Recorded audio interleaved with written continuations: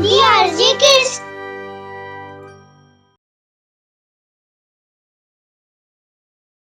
Story: Aunt became a witch.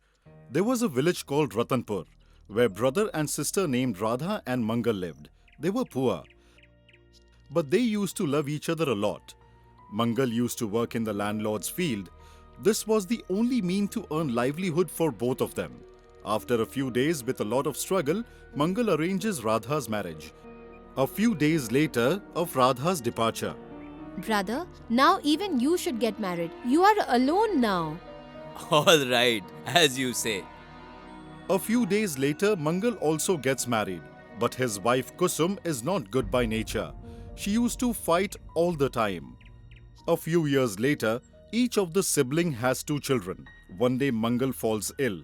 Kusum and his sister Radha tries to give him all the possible treatment, but they couldn't save him.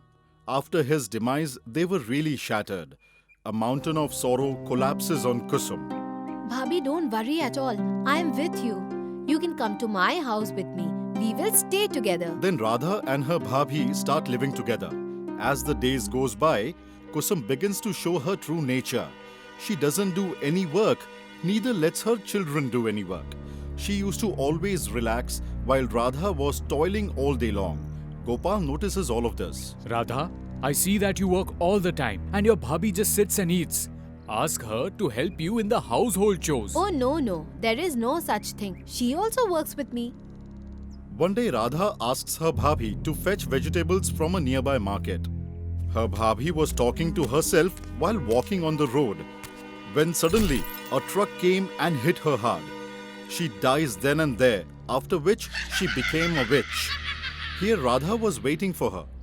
Gopal, please see. Bhabhi had gone to the market, but she has not come back yet. Can you please go and check? Okay, I'll go. You take care of the children. Gopal tries hard to find Kusum anywhere and everywhere, but he was unable to locate her. Some people were talking about the accident on the road. As Gopal walks ahead, he finds some of Kusum's belongings lying on the road. A bag of vegetables and her purse was also scattered on the road. He wasn't able to deduce the whole situation. He searches for her body, but unable to find it. Gopal comes home crying. Gopal, why are you crying? Did you not find Bhabhi anywhere? Please tell me what happened. I'm really scared. Gopal narrates her the whole story while crying. Hearing this, Radha starts crying. How did this happen? What shall we do now? What are you going to tell the kids? You don't worry at all. We will love the children so much that they will never ever miss Kusum bhabhi. And that very moment, Kusum's children come and they ask Radha about her mother. Children, your mother has gone out for a few days. She'll be back soon. Both children listen to Radha and they start living there without asking any further question. Suddenly, a voice comes from the neighborhood.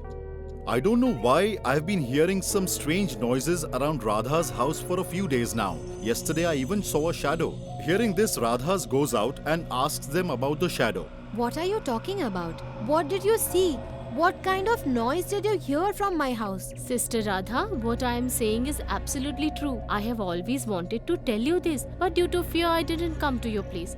Strange noises could be heard lurking around your house, and I even saw a shadow. Radha tells the whole story to Gopal, listening to which Gopal says, How can this be possible?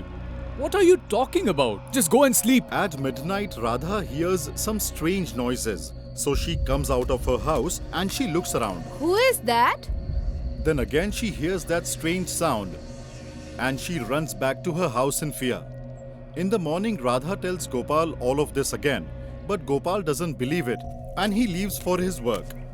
When Radha was doing her work at home, she could feel like there is someone following her. She gets very scared, and that's when all the utensils start falling down automatically. She brings her neighbor home and shows him everything, but by then all the utensils were back in place. Come on, take a look around. I don't know how all the utensils fell down on the ground on their own. But here everything seems to be in place, sister. Possible that you might be hallucinating. Don't be scared. Go and concentrate on your work. Then Radha starts working again. The shadow now comes and starts harassing her children.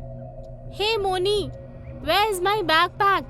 And where are all my clothes? Even I can't find my backpack. Look, Golu, there's your backpack floating in the air, and my backpack too. Mom, come here and see.